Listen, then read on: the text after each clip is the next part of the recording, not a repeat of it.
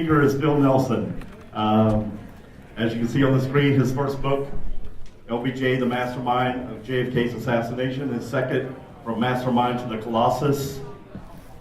When I wrote my book, Phil Nelson was the first person I asked to write a review of my book. I think his work is incredible, and he's got a new book coming out. That's what he's going to be talking about, so I'm not going to steal his thunder with that, but everybody, please welcome Phil Nelson.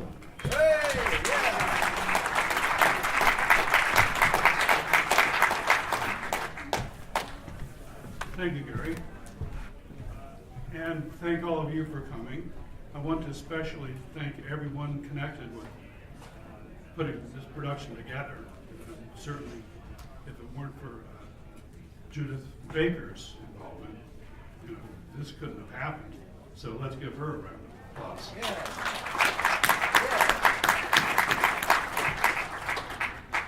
I think she did a super job in every way possible, except perhaps for scheduling me to follow three of the best speakers on the planet on this subject. So I hope you're ready for a little change of pace. Okay, I don't have these books here, but Gary was just saying about the two of these books. The first one was published originally 6 years ago. The second was published 2 years ago. I did not bring copies with me because I couldn't get a sense of how many just to bring, and I didn't want to be in a position to have to ship a bunch back because I'm leaving on Sunday. So what I can do, though, is that if anyone is interested who has a copy of my book that would like it signed, if you're here, if you have it with you now, that's fine. If not, I'll be glad to send anyone who requests it a book plate, which is basically a graphic sticker, like it's a 4x6 or 4x5 sticker, on which I printed a special graphic showing me as sort of a monk, tucked away in my little den, writing away. It's kind of funny, but I sign those and send them out for free if you would like to have them. You can't sign Kindle, right? I'm sorry? You can't sign Kindle. No, can't do that. Also, I do have a supply of the second book still, and I'd be willing to send that out, a signed copy of that to anyone who would like to have it. So if you would like it, just see me afterwards or sometime later today or tomorrow morning. There were two chapters in that second book, the Colossus book, related to something called the USS Liberty attack. So for those of you who read it, you're familiar with that. But before we go too much further, I'd like, by a show of hands, to get a sense of how many people have read that book, or better stated, how many people are familiar with the USS Liberty attack? Okay, that's much greater than usual. I think you'd all agree that if you just went out on the street and asked 100 people, just random requests or random people that you meet on the street, but people who look like they might know a thing or two about the political environment in the 1960s. If they'd ever heard of that, I can guarantee you about 98 out of 100 will say no, never heard of it, what is that about? And they certainly don't know the real story of it, even if they've heard of it, or they may remember a few news clippings from years ago, from the days after that, or maybe the month after that. But after that, it all evaporated. Nothing was said about it after that, except, well, I'm going to get to that. I don't want to jump ahead too far. Okay. I'm going to need to stick to a script as we get into the discussion of my new book, which is now scheduled for March of 2017. It had been scheduled for January, but that schedule could not be met for scheduling problems of the publisher. So it is now scheduled for March the 20th, 2017. That book was written by me, but with co-authors who were survivors of the Liberty attack. And those heroes of that attack, Ron Kukl, Ernie Gallo, and Phil Turney, told their stories. They're very intimate recollections of what happened on that attack. And so about a third of the book consists of their memories of that event.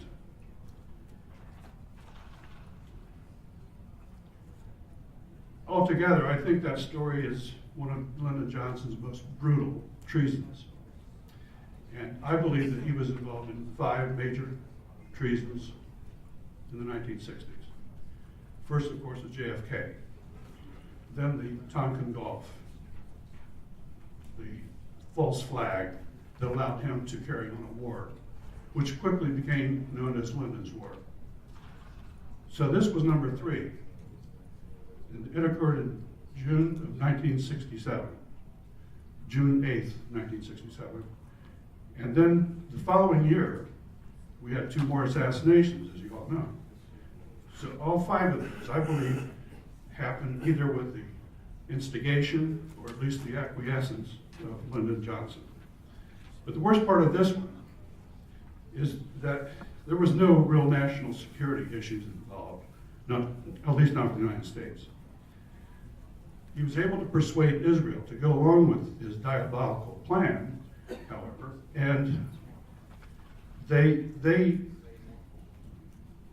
acceded to this plan, basically on the promise that it would strengthen their country, eventually widen the borders, and you're going to see a map of that shortly. But LBJ's goal had nothing to do with that. Well, I mean, that's the incentive that he used to get them to go along with it. But his goal was basically to win a re-election the following year. And that was plain and simple. That was it. There was no other plausible explanation for it. And we're going to get into that shortly.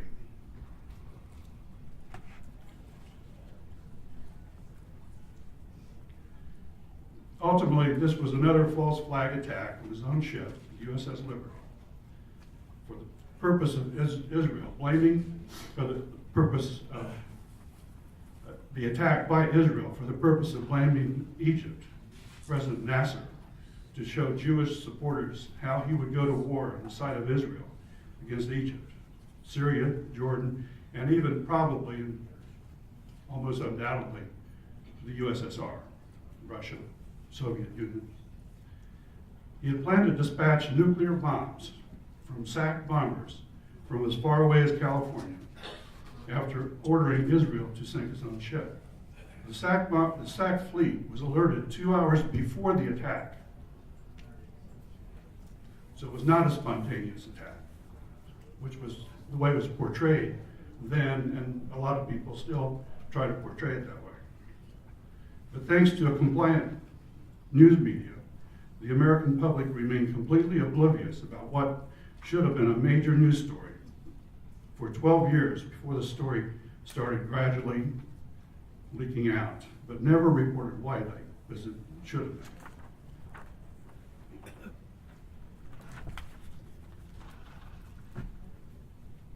To understand the context, just remember what his radio announcer, LBJ, Harry Blackstone Jr. said. That he was the son of a magician. He said about his boss, "I learned more about the art of deception from LBJ than I did from my father. He was a man who understood the art of misdirection, of making the eye watch A when the dirty work was going on at B." Before we move on, I want to just review a few of the things that other authors have said to set the stage for everything that follows. John Newman said that Lyndon Johnson told his cabinet on November the 24th, 1963, his second day on the job as president, that he had never been happy with our operations in Vietnam, that there had been serious dissension and divisions between the cabinet members that must be cleaned up. Furthermore, he declared that there would be no more divisions of opinion No more bickering, and any person that did not conform to policy should be removed. Richard Goodwin noted how Johnson's presence dominated and immediately set the tone for every cabinet meeting, generally as a reminder not to contradict or question him. To do so was tantamount to calling him a liar, and one didn't call Johnson a liar, not to his face.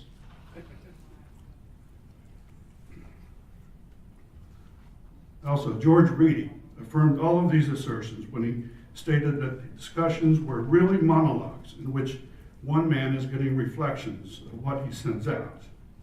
In sum, he would not allow anyone else's opinions to be expressed, only praises for his own brilliant ideas. It was Johnson's arrogance that culminated in the order to Israel to attack his own ship.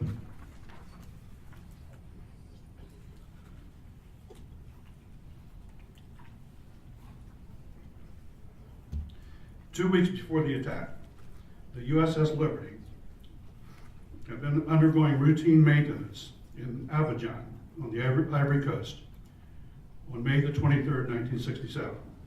The Joint Chiefs of Staff, acting on Johnson's orders in a highly unusual move, assumed direct control over the Liberty and ordered it to proceed at full steam from the coast of West Africa to the same location that another spy ship, the USNS Jose Valdez, had just transited on its way back to Norfolk. Shore patrolmen from the Liberty searched the city to find the crew members and ordered them to report back to the ship immediately. The unusual haste and the stern, urgent demeanor of the shore patrolmen implicitly warned the crew members, who had become used to uneventful routine missions, that a dangerous mission now loomed. The mission required the ship to be moved 6,000 miles around Western Africa to the Eastern Mediterranean in anticipation of a war that had not started, and through an uncalculated error, too much provocation by Israel towards Egypt, would start the war 10 days earlier than had been planned for months, and be almost over at the time the Liberty reached its destination. The speed at which it proceeded, first to row to Spain to take on supplies and 4 additional crew members, 18 knots for 8 straight days, a highly unusual event, put the crew on high alert, leading to tensions between the crew members. The second part of their journey, 2,300 miles across the Mediterranean against headwinds of 30 to 40 knots, was also completed at full speed. Strangely, when it arrived there in the area, and that is the topmost part of the graph there, on the evening, actually that was at 6 o'clock in the morning on June the 8th, or 6:30 in the morning. After 2 weeks, it finally got into the area that it had been ordered to go. And after this 2-week frenetic effort to get the ship in position, on the evening of June 7th, when they finally reached their destination 13 miles off the coast of Gaza, they found that all other ships, including the other spy ship, the USNS Private Jose F. Valdez, had been simultaneously ordered to leave the area. In fact, except for the Liberty and the then unknown presence of American submarines nearby, all other ships were ordered to remain 100 miles offshore. That order was supposedly intended for the Liberty as well, but for other mysterious reasons, it was never received by the ship. It was later determined that the message was intentionally never sent to the Liberty. On June 8, 1967, a beautiful sunny day in the Mediterranean Sea, as the Liberty sailed along at 5 knots, 13 miles off the Sinai, and note on this map, it never really approached the coast of Israel. It was always off the coast of Egypt.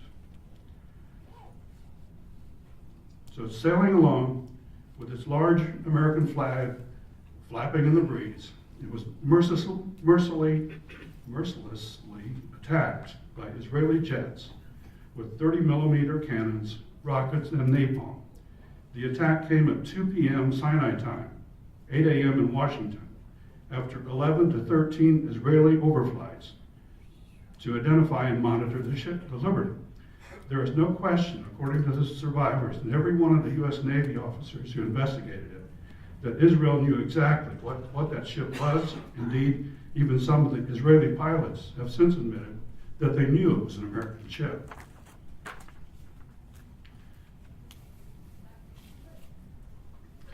The first attack came as a complete surprise to the crewmen, some of whom were sunbathing on the top deck, and was targeted to taking out gun mounts, the ship's antenna, and the bridge with heat-seeking missiles just before the attack. Well, just before the attack, the 5 radio frequencies used by the Liberty were jammed by the attackers, as well as the international distress frequency used for Mayday messages, a fact that proved conclusively that the Israeli High Command knew precisely which ship they were attacking. The Mirage fighter jets that first attacked the ship were unmarked. After the strafing by 2 pairs of fighter jets, 4 altogether, 3 Israeli motor torpedo gunboats encircled the severely damaged Liberty, even firing at crewmen who were trying to fight the fires, and later strafing the lifeboats that were filling with sailors who had been ordered to prepare to abandon ship, sinking 2 of them and destroying the non-deployed rest with gunfire. Intentional destruction of the lifeboats was contrary to international rules of engagement for any reason. During the attack, the Liberty sailors fought to keep the ship afloat and avoid being shot at by the Israeli gunboats, while as radio technicians scrambled to fix the communication equipment in order to call for help. By destroying the radio antenna on the deck, they intended to eliminate the ship's ability to immediately call for help. The ship managed to outmaneuver 4 torpedoes, but there was a 5th one that could not be avoided. In all, it left a 22-foot by 39-foot hole in the starboard side that should have sunk the ship. It failed only because it hit directly onto the I-beam of the underlying superstructure of the ship. And instead of proceeding through the ship, through the outer skin of the ship, it bounced back, exploding outside of the ship. That was a key event, just another miracle. There were a series of miracles that occurred. Some people, including one of the co-authors, feels very strongly that it was a series that had to be through divine intervention. The initial attack was aimed at destroying the Liberty's ability to communicate to the rest of the fleet by taking out all the antenna and gun mounts, and it succeeded, except for one transmitter and its antenna.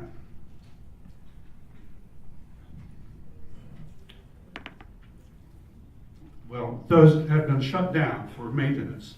Therefore, it did not produce the heat sought by the missiles.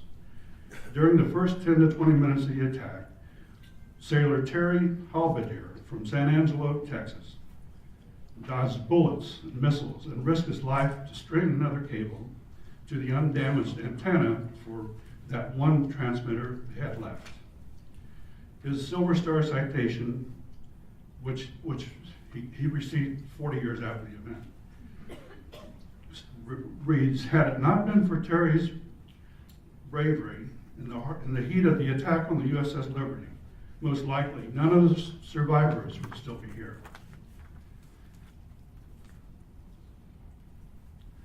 The next 2 slides are probably the most important of the set, referencing 2 quotes from Admiral Lawrence Geis, commander of the aircraft carrier USS America. Although the SOS message was received by the 6th Fleet, which could have responded within 10 to 15 minutes and come to the Liberty's rescue, President Johnson and Defense Secretary McNamara, sitting safely in the White House Situation Room, ordered the fighter jets to immediately return to their aircraft carriers. As you see the slide, McNamara said President Johnson is not going to go to war or embarrass an American ally over a few sailors. That was at 8:25 in the morning. That was before the torpedo hit, which didn't hit till about 20 minutes after that. That first sortie, by their mere presence, even the knowledge of the Israeli attackers that they were on the way, could have stopped the continuing attack, especially the later torpedo attack that took 24 more lives and injured about 150 more sailors.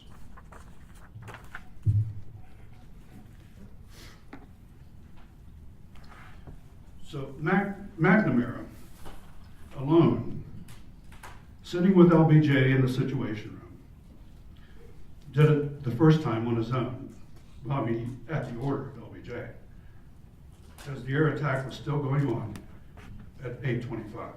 The second time, which had been held up for 90 minutes at Johnson's order, Admiral Geese asked McNamara for higher level validation of the order. The order was, well, let me go on here. In other words, he received a second order, even though he had already been given permission to wait for 90 minutes and then send help. After he did that, he was ordered by McNamara again to recall the wings and cancel the help. So Admiral Geese asked McNamara for higher level validation of the order. President Johnson got on the phone and told Admiral Geese that he did not care if every man drowned and the ship sank, but that he would not embarrass an ally. Then he said, "I want that goddamn ship going to the bottom. No help. Recall the wings." He did not want to embarrass his ally. That little slip revealed that he already knew who was conducting the attack. Even the men on board did not know that, until a few of them saw the Star of David flag on the motor torpedo boats, but not the Mirage fighter jets, nor the Mystere fighter jets that followed that, which went out and dropped napalm after being shot up. And the torpedo and all that, they dropped napalm on it to set the ship afire.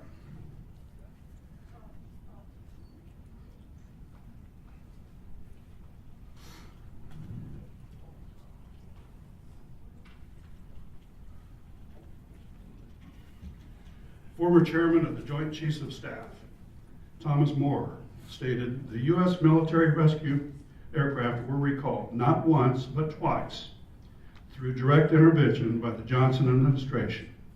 Secretary of Defense Robert McNamara's cancellation of the Navy's attempt to rescue the Liberty, which I confirmed from the commanders of the aircraft carriers, America and Saratoga, was the most disgraceful act I witnessed in my entire military career.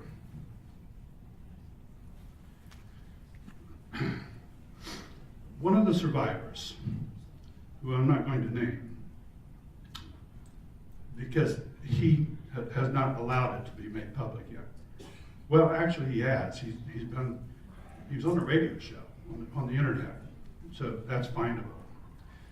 But anyway, he determined through his investigation that the fifth torpedo was fired by a U.S. submarine, the Amberjack. This is a fact that I did not know when I wrote that first book. Wow. Now, it's unsubstantiated, but it's his firm opinion, and many of the survivors agree with it. Other survivors are not so sure about it, because after all, it only came from that one man who,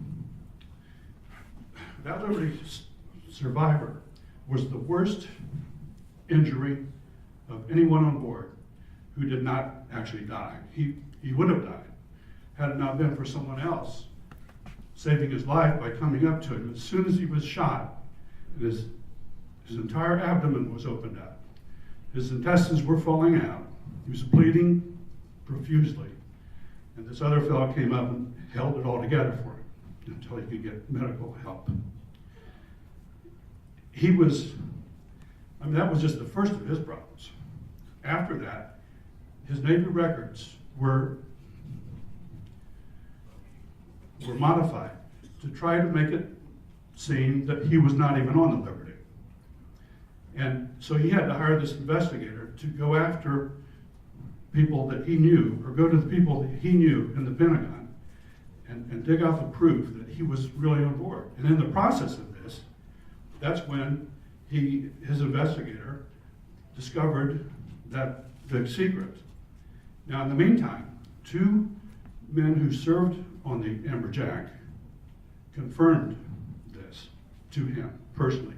But here's the problem, that they would not allow him to use their names because of, well, it's a pretty incredible story, isn't it? And they had no other proof. And of course, all the records of this event have been sealed at the Pentagon. So that's the situation. He believes it, many people believe it, and if you add it all up, everything else we're learning here about what happened there, it seems rather plausible.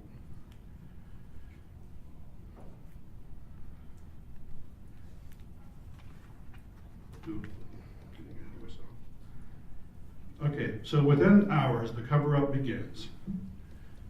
Johnson, through McNamara, ordered a very superficial Navy investigation to be conducted that was steered by the highest levels of the military hierarchy to accept the apology of Israel, which claimed that the attack was a case of mistaken identity, to keep the real story of what happened on June 8th from becoming known. An official cover-up was designed by its chief architect, Lyndon B. Johnson. The cover-up included personally delivered threats by a U.S. Navy admiral to all the officers and sailors aboard to keep their mouths shut about it forever, under penalty of courts-martial or worse, whatever that means. Such an order could only have emanated from the deluded commander-in-chief. The career Navy men agree with that point. That's not my assertion, it's theirs. Two admirals, three admirals actually. Even those, such as Captain Ward Boston, who were required to carry out those orders. He admitted in later years, it took him until 2004, but at least he came forward and admitted it was a sham. Following LBJ's orders, Admiral John S. McCain, the father of the senator from Arizona, ordered the Naval Court of Inquiry to deliberately falsify their report to complement the Israeli story of a terrible mistake. McCain was then promoted to become commander of the Pacific Fleet, where he would conduct his own cover-up of his son's annex in starting a fire on the USS Forrestal that killed 134 men. Though, like all the other cover-ups, the truth was replaced by a myth. But I digress, that's another story. It's another even, well, it's just about as incredible as this story. LBJ went on national television and announced that only 4 sailors were killed in the 6-minute accidental attack, instead of 34 sailors killed in a 2-hour sustained intentional attack, and 174 others were injured, not 53, as announced, as you can see in this newspaper clip.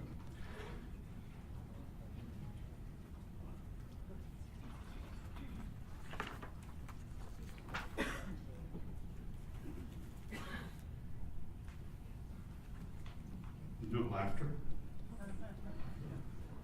Shortly before he died, Captain Magano, the captain of the USS Liberty, told Lieutenant George Golden, one of the senior officers on board the ship, it was the President and McNamara. When they sent us up from over in Africa, we were there to have this happen.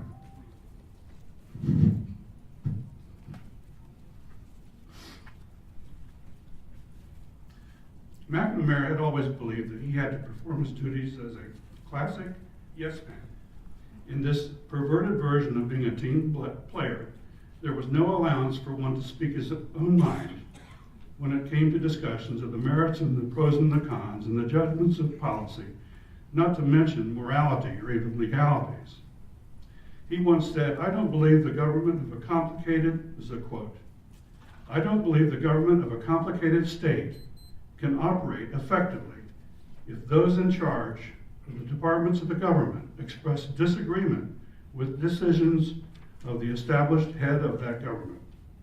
In other words, that was the end of the quote. In other words, he had come to agree with Johnson that whatever the president ordered him to do, regardless of the niceties of due process, the fealty to constitutional governance, the mundane observation of moral principles or ethical standards, even the impediments related to basic legalities, he would follow those orders without question. Exhibit A, Vietnam. This is why Israel has always considered the 1967 Six-Day War an astounding success. You see the third graphic from the left going right. The third one was how Israel existed with its territories, its boundaries on June the 5th, 1968.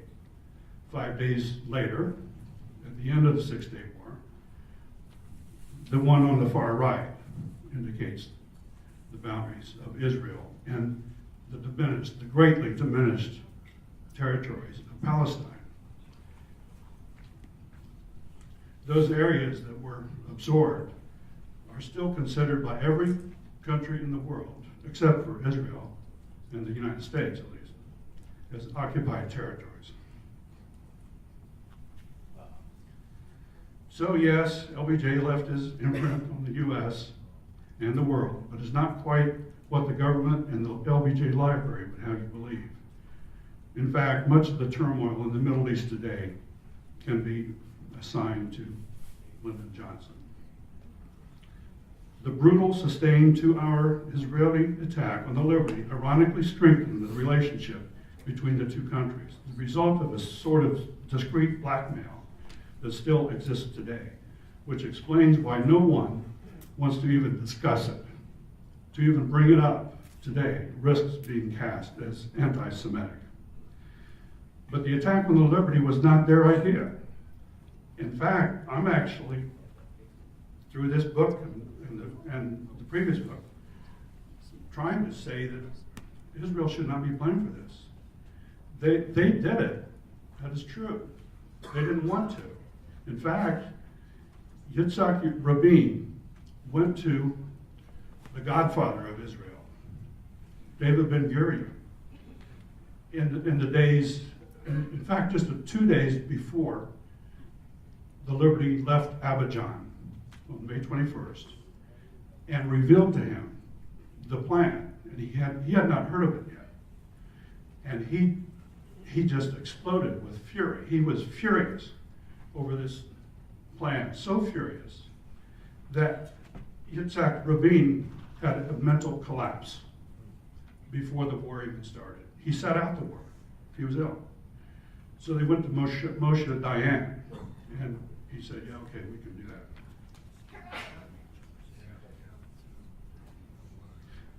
The problem with the plan was that it went off track. When the war started too early, it started 10 days earlier than the schedule. This is the schedule that had been worked out months ago. Actually, this plan started about 3 years before. Okay, if you can accept that, it's all explained in the new book. I touched on it in the first book, but the new book adds much more facts to that. There was no point to it anymore. It was supposed to be there on the first day of the war, but they blew that. Anybody else with half a brain or a sense of morality at all, even though he had started this whole thing, the process, would have at least canceled it at that point. Because then, now you're saying that, he's tried to say at least, that Egypt attacked his ship. This was 5 days or 4 days after the entire Egyptian Air Force had been destroyed by Israel in their surprise attack. They have no airplanes up there. But he thought he could make it stick, because he thought he could do anything. The point is this: we now have a complete record of this madman's real legacy, and it ain't what they celebrate down in Boston. We have demonstrated within this book that Johnson was the provocateur of this attack on his own ship. If a man can be so venal as to manipulate his own ship into being attacked with the full intent for it to sink so that he can use that as a pretext to declare war on Egypt and other Arab nations around Israel, even risking intervention by the Soviet Union in the process. All for the sake of garnering more votes in the 1968 election. He wanted it as a pretext because of the beautiful way that the Tonkin Gulf resolution allowed him to have a landslide election 3 months later after that false flag. So he wanted to pull off an even bigger one. So what else could he be capable of? Well, how about the successful false flag operation for Vietnam that I just mentioned? And then what about all the other 1960s assassinations? For anyone who believes that only the CIA could concoct the plan and execute it and kill JFK and have LBJ just playing along as a puppet, consider this. That might be plausible. It might be possible for JFK's assassination on the premise that it was a national security risk and they were doing the patriotic thing. But how do you explain the assassinations of Robert Kennedy and Martin Luther King on that basis? And what about these two false flag operations?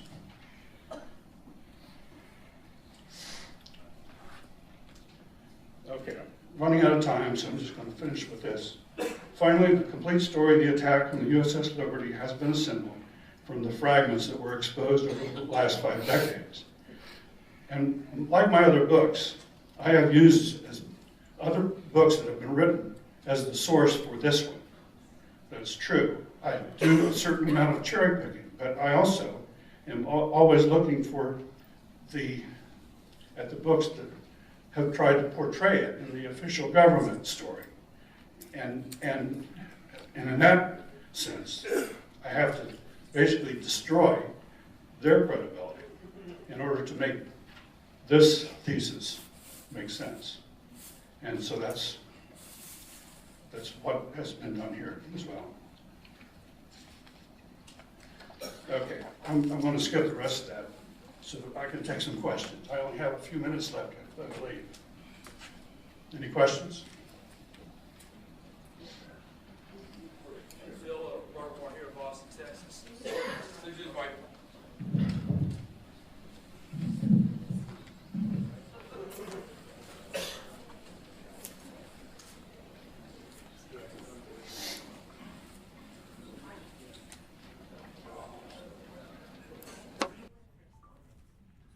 Hey Phil, I'm really glad you're writing this book on the USS Liberty. The 50th anniversary is coming up next year, as you told everybody. You go into the role of Lyndon Johnson, which I think is a given that he was behind the attack on the Liberty. Who else would you put as the most culpable people in the U.S. government who were totally in on the plan and who knew in advance what Johnson was up to? Well, I would start with all of those who he gave the orders to, who went along with the plan, starting right there in the White House, actually next door in the Executive Office building, with Walt Rostow, who was the chairman of what was called the 303 committee. Essentially the same kind of committee that JFK had. It was called the Special Group. And then when Robert Kennedy took it over, it was called the Special Group Augmented. And there's been known as the 40 Committee under Nixon and various other things. I think now it's simply referred to as the National Security Council. What about Cyrus Vance? What do you think about his possible involvement? Well, yes, he was one of those. I haven't listed them all, but I listed the chairman of that committee and others. There were 6 members of that committee, and Cyrus Vance was one of them that facilitated the plan. In other words, they were given the order by Johnson. This goes back at least to maybe 3 years. Actually, I would argue for 3 years. I think the plan actually was a germ of an idea that Johnson planted in the summer of 1964, because as early as July of 65, there were already men assigned and sent to Israel to start preparing for this, and to start training their troops over there, or the officers at least, and to try to coordinate and plan all the logistics and what have you. So you would certainly indict Robert McNamara. Oh, yeah, of course. Absolutely. I mean, he was, as I read from his quote, he not only went along with it, but and then later, there's a great documentary. If you haven't seen this before, you've got to make a note of this and go home and Google it. It's called BBC documentary, Dead in the Water. It's over an hour. It's like an hour and 10 minutes, but it's very definitely worth the investment. You will see in that documentary almost everything I've talked about here, but you'll see it graphically. You'll see the people who, were interviewed that survived this. Many of them were on there. So it's a very interesting story. They will not have. None of the videos, none of the books have gone quite as far as I have in both of these books to tag it to Lyndon Johnson. That they stop. They sort of dance around that point, and they say it could only have been, we think. But I haven't stopped there.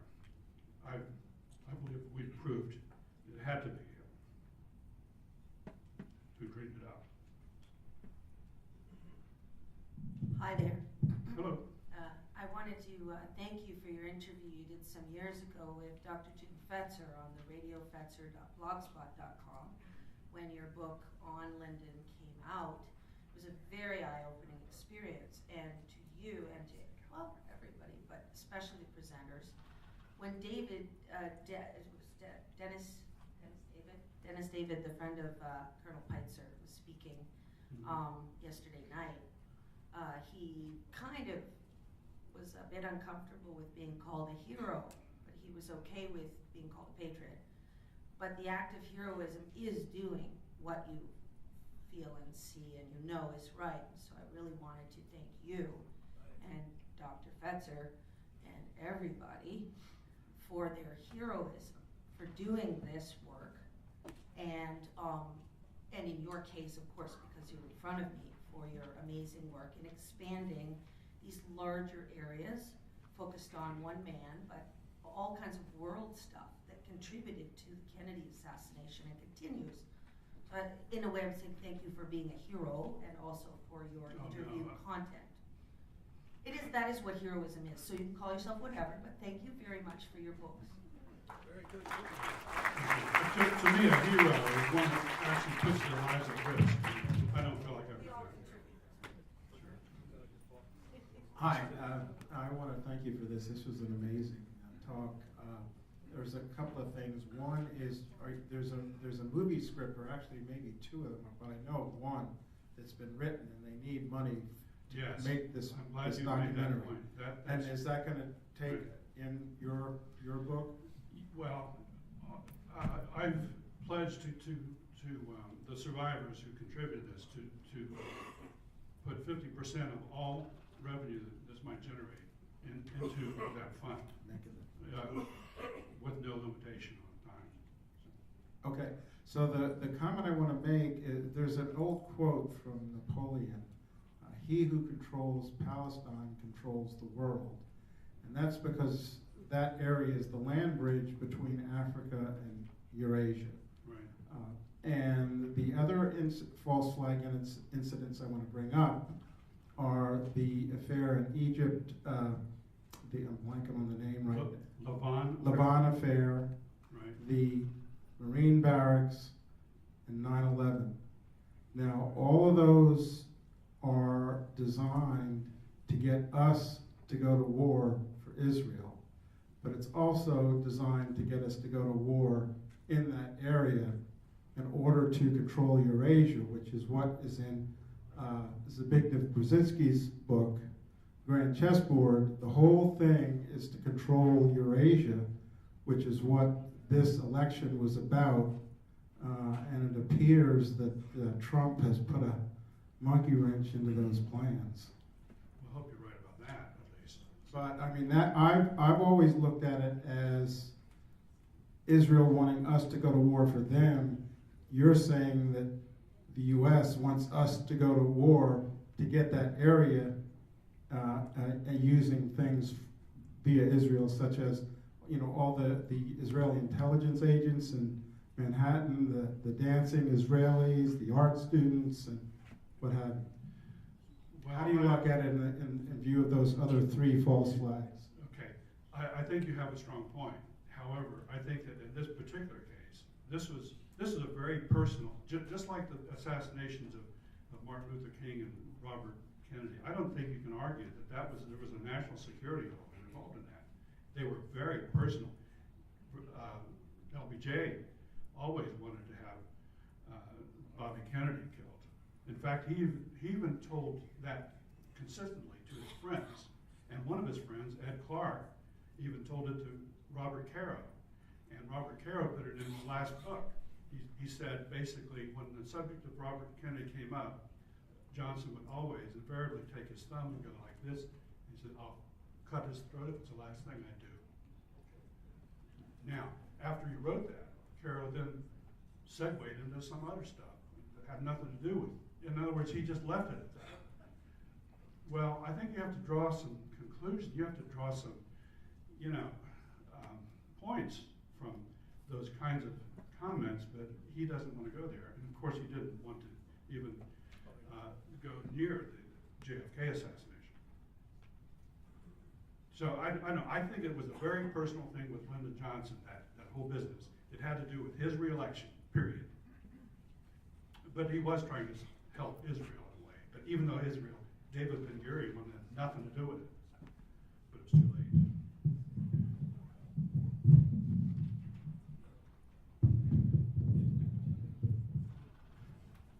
Dr. Fetzer. Phil, would you agree with my conclusion that this latest book by David Talbot, The Devil's Chessboard, is a very elaborate, detailed, thoroughly researched vis-a-vis Allen Dulles, but basically a disinformation attempt to distract attention away from the prime mover, the key player, Lyndon B. Johnson? Yes, I agree with that. And as a matter of fact, I wrote a review of that book and initially gave it a 4.5 rating, which rounded back up to 5. But then that was after the first quick read. Then I went back and reread it slowly and ploddingly. And I saw some other things that didn't make sense to me. So after that, I got it to a 4. And I explained it all in that review. If anybody's interested, it's on Amazon.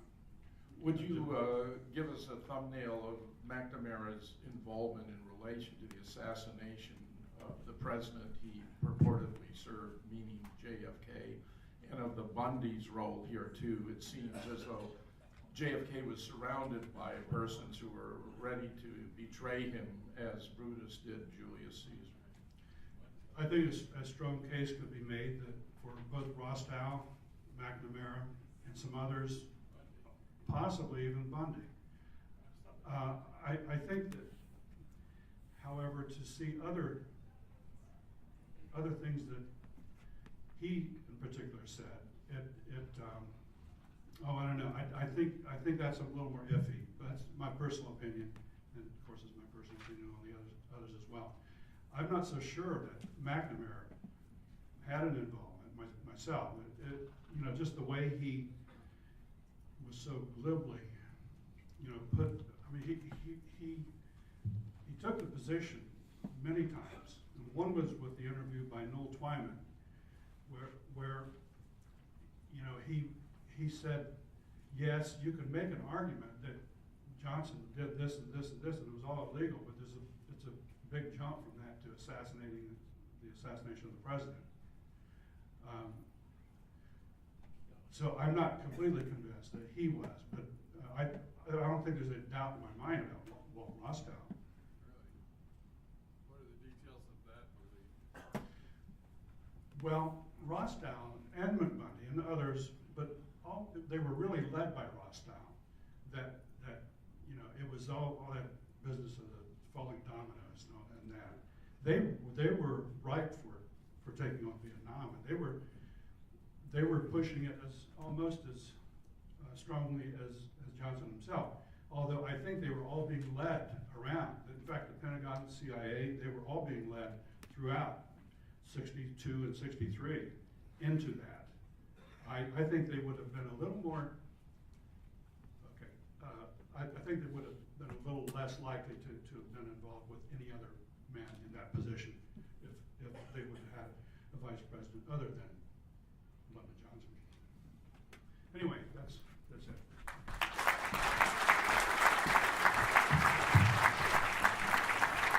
Thank you, Bill.